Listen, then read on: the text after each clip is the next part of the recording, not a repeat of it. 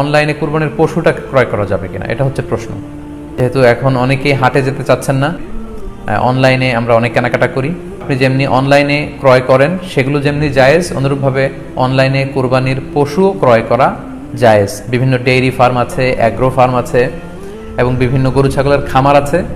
তারা কিন্তু আমি দেখলাম যে বিক্রয়.com না রকমারি.com আমি দেখলাম যে তারা গরুর অ্যাড দিচ্ছে, গরুর ভিডিও সেখানে আপলোড করে দিচ্ছে, সেখানে তাদের ক্লায়েন্টরা সেটা দেখে তারা গরু ক্রয় করছে। যে এটা জায়েজ আছে ইনশাল্লাহ। তবে সেক্ষেত্রে দুটি জিনিস আপনাকে নিশ্চিত হতে হবে। প্রথম বিষয় হচ্ছে পশুটা দৈহিকভাবে ত্রুটিমুক্ত কিনা, এটা নিশ্চিত হতে হবে। অর্থাৎ পশুর বিস্তারিত অঙ্গ প্রত্যঙ্গের বর্ণনা আপনার জানা থাকা চাই। পশুটা সুস্থ আছে কিনা, বাহ্যিকভাবে সমস্ত ত্রুটিমুক্ত কিনা, এটা জানতে হবে।